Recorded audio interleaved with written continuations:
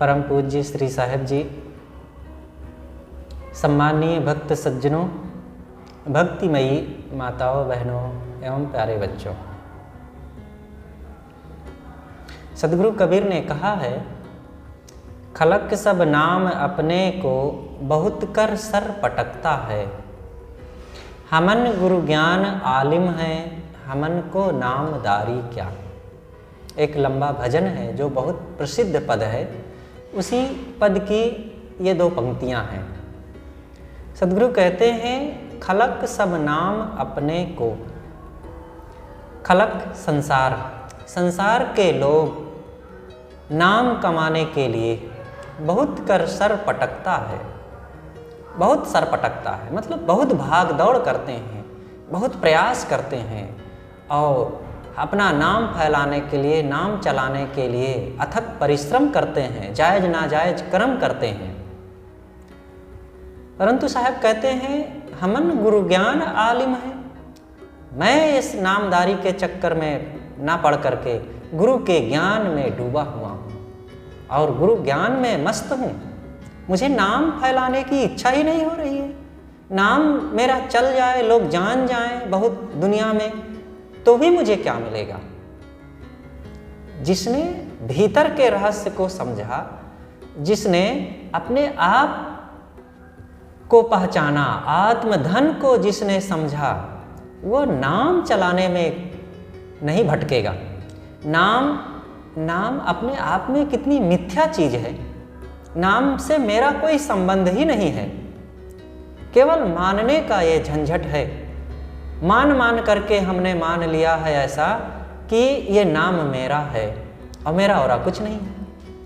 जब हमारा जन्म हुआ तो कोई नाम ही नहीं था। थोड़े दिन बाद माता पिता ने कोई नाम रख लिया, उसी नाम से हमें पुकारने लग गए और हमने मान लिया कि यह मेरा नाम है। अब उस नाम को बोल करके कोई गाली देता है तो हम दुखी हो जाते हैं। कोई उस नाम की जय बोल दिया, सम्मान के शब्द उस नाम से बोल दिया तो हम आनंदित हो जाते हैं, और जबकि वो नाम से मेरा कोई संबंध ही नहीं है। वही नाम बदल जाता है। जब घर छोड़ करके गुरु आश्रम में आते हैं तो गुरु जी पुराने नाम को हटा करके नया नाम दे देते हैं। अब पुराने नाम को कोई गाली में दे तो हमें दुख नहीं लगता है, अब दूसरे नाम से हम चिपक गए। तो ये नाम भी मेरा अपना, इसमें कुछ नहीं है। इसलिए इस नाम के चक्कर में हम भटके नहीं। नाम में कुछ रखा नहीं है। नाम नहीं बल्कि नामी को पहचाने, नाम किसका है। और नाम के बाद रूप आता है। रूप शरीर का होता है और शरीर भी मैं नहीं हूँ। शरीर क्या है?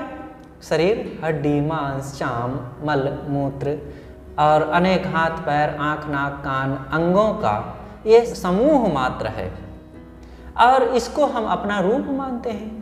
ना ये रूप मेरा है, ना ये नाम मेरा है। इन नाम रूपों को जानने वाला, इनका संचालन करने वाला चेतन आत्मा मैं अलग हूँ। इसलिए हम अपने को पहचाने, नाम के पीछे भटके नहीं। और नाम चलता भी किसका है। और नाम चल भी जाए, पूरी दुनिया में हमें लोग जानने लग जाएं और सब हमारी जय बोलने लग जाएं, हमें याद करके लोग सब आनंदित रहें और सब अच्छा माने, तो भी हमें क्या मिल जाएगा। अगर मैंने अपने जीवन को, अपने कर्मों को, अपने स्वभावों को, अपनी आदतों को और अपने मन को ठीक ना किया, मैंने अपनी इंद्रियों को स्वश ना किया और अपने अंदर में निष्कामता, शांति, ज्ञान, भक्ति, सद्कर्म, सदाचार, नैतिकता और आत्मसंतोष की कमाई मैंने नहीं किया और मेरा नाम दुनिया में बहुत चलने लग जाए, तो इससे मेरा क्या लाभ होगा। आजकल में शरीर छूट जाएगा और मेरा नाम चलता भी रहेगा, लेकिन मैं तो वह पाऊंगा जो मैंने कमाया है, जो मेरे मन इंद्रियों की चाल है। इसलिए ये नाम के पीछे भटकना नहीं चाहिए। लेकिन हम देखते हैं कि ये मेरा जो मन है ना, बस इन मिथ्या चीज़ों में ही और मिथ्या कल्पनाओं में ही ज़्यादा लगा रहता है। जो मेरी असली वस्तु है, जो मेरे जीवन का परम प्राप्तव्य है, जो मेरी सच्ची कमाई होनी चाहिए, जो मेरे जीवन का सर्वोच्च फल होना चाहिए, उसके बारे में मैंने तो कुछ किया ही नहीं। अगर ये नहीं काम किया तो कितना हम धोखे में हैं। इसलिए धोखे में ना पड़ें। सतगुरु कबीर का जो भजन है, उमर सब धोखे में खोए दियो, 12 बरस बालापन बीता, 20 में जवान भयो, 30 बरस माया के प्रेरे देश विदेश गयो, 40 बरस अंत जब लागे बाढ़ो मोह नयो, धन अरुधाम पुत्र के कारण निस्दिन सोच भयो, बरस 50 कमर भई टेढ़ी सोचत खाट पर्यो, लड़िका बहुअर बोली बोले बुढ़ऊ मरी न गयो, बरस 60-70 के भीतर केस सफेद भयो, बात पित्त सब घेर लीन है नैनन नीर बहो, ना गुरु भक्ति ना साधु की सेवा ना सत्संग कियो, कहे कबीर सुनो हो संतो चोला छूट गयो।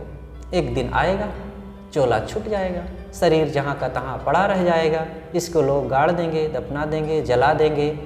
तुम्हारे साथ क्या जाएगा? क्या क्या तुम कमाए हो?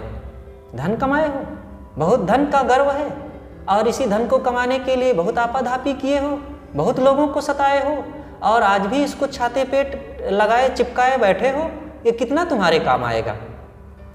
धन उतना ही हमारे लिए काम का होता है जितनी हमारी जरूरत है गुजर बसर के लिए। वेद व्यास जी ने तो कहा है महाभारत में कि अपने भोजन और पेट भरने से अधिक अगर धन बटोर करके रखे हैं तो रखने वाला चोर है और उसको दंड मिलना चाहिए। बहुत कड़ा वचन आज से हजारों वर्ष पूर्व वेद व्यास जी ने कह दिया है। इसलिए हमें इन बातों का पालन करना चाहिए और चीज़ों के पीछे दौड़ करके जो हम नाम कमाना चाहते हैं वो असली चीज़ नहीं है। असली चीज़ है जो हमारी कमाई है, हमारे मन की, हमारे कर्मों की, हमारी इंद्रियों की, और ये कमाई संत गुरुजनों की संगत से और सत्संग साधना से, संयम सदाचार से संभव है। इसलिए हम सच्ची कमाई पर ध्यान दें। सदगुरु ने जो कहा है, खलक सब नाम अपने को बहुत कर सर पटकता है। ये नाम हम सोचते हैं कि हम बहुत सुंदर हो जाएं तो हमारा नाम चलेगा, लोग हमारी तरफ आकर्षित होंगे, देखते रह जाएंगे। हम बहुत धनी हो जाएं तो हमें लोग धनी कहेंगे, हमारी जय जयकार करेंगे, हमारी खातिरी करेंगे, और जहाँ जाएंगे हमें सेठ जी और धनवान जी, राजा बाबू और क्या क्या शब्दों से संबोधित करेंगे, हमारा आदर होगा। और हम बहुत बड़े गायक हो जाएं तो हमारी जय जयकार करेंगे, हमें सुनने के लिए लोग आतुर रहेंगे। हम बहुत बड़े प्रवक्ता हो जाएं, बहुत बड़े विद्वान हो जाएं, बहुत बड़े वकील इंजीनियर हो जाएं, बहुत बड़े राजनेता हो जाएं, या बहुत बड़े शिल्पकार हो जाएं। अच्छी बात है, ये सब होना बुरा नहीं है। इन सब चीज़ों के हो जाने से आप लोगों की अगर इनका सदुपयोग करेंगे तो समाज की सेवा कर सकेंगे, समाज का मनोरंजन कर सकेंगे, समाज के जीवन गुजर की चीज़ों को आप उपलब्ध करा सकेंगे, और आप उनके जीवन निर्वाह में, सुख सुविधाओं में और उनके व्यवहारिक भौतिक जीवन में आप बहुत बड़ी मदद कर सकते हैं। बहुत अच्छा होगा ये।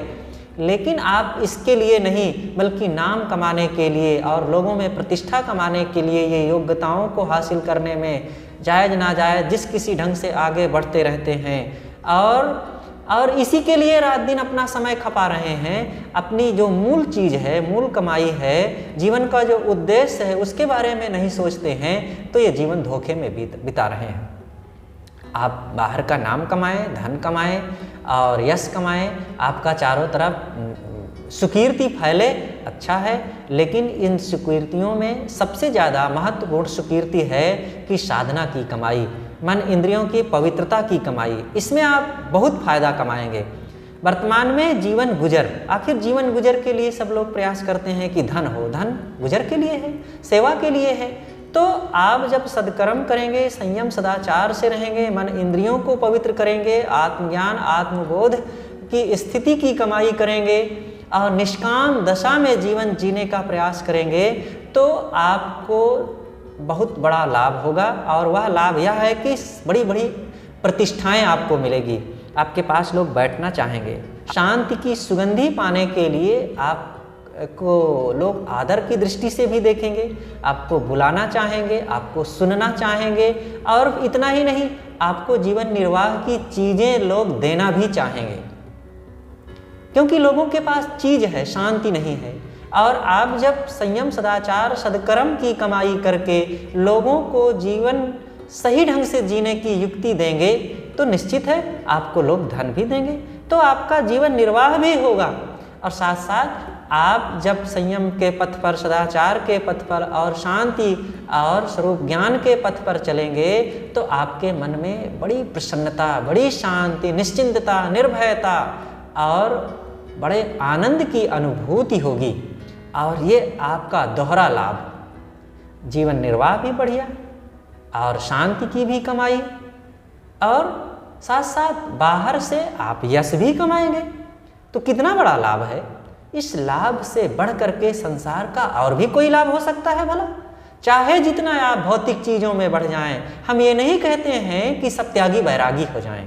आप घर में रह करके त्याग कीजिए, वैराग का काम कीजिए, इससे दूसरों को भी लाभ होगा, आप बहुत सुखी रहेंगे, आपका व्यवहार बहुत पवित्र होगा, आपके पास आने वाले लोग बड़े प्रसन्न होंगे और आपसे लोगों को बड़ी सुविधाएं मिलेंगी, बड़ा आनंद आएगा और आप बहुत निश्चिंत होंगे। आपके जीवन में आडंबर, दिखावापन और किसी ढंग से कुकीर्ति नहीं फैलेगी और आपको लोग बुरा भी नहीं मानेंगे। तो हर हाल में आपको आनंद की अनुभूति होगी। इसलिए हम नाम, मिथ्या नाम, महिमा, यश, कीर्ति के चक्कर में ना पड़ करके हम संयम, सदाचार, सद्ज्ञान और सद्कर्मों की कमाई करें, और यह कमाई हमारी सच्ची कमाई होगी। और इसी उद्देश्य के लिए महापुरुषों ने वो विचार दिया है और जीवन जिया है, और उन लोगों ने भी इसी रास्ते पर आगे बढ़ करके अपने जीवन का लक्ष्य हासिल किया है। चाहे बुद्ध हो, महावीर हो, कबीर हो, दयानंद हो, विवेकानंद हो, महाराज श्री राम और श्री कृष्ण जी हों, या संसार में कोई भी महापुरुष हों, उन्होंने भौतिक चीज़ों को बहुत तूल नहीं दिया है। ऐसा नहीं है कि भौतिक चीज़ों का उन्होंने जीवन में उपयोग नहीं किया है और उसकी कमाई नहीं किया है, बल्कि उसको ज़्यादा महत्व नहीं दिया है। ज़्यादा महत्व उन्होंने अपने जीवन में संयम, सदाचार, नैतिकता और सद्कर्मों की कमाई के लिए दिया है। इसलिए हम सबको भी यही कमाई करना चाहिए, और इसी कमाई से वर्तमान भी, भविष्य भी, परिवार भी, समाज भी, लोक भी, परलोक भी सब मंगलमय होगा। इसलिए हम यही कमाई करें, और यही कमाई आज भी और आगे के लिए संबल बनेगा। बस अपनी बातें हम यहीं पर समाप्त करते हैं। बोलिए सद्गुरुदेव की जय।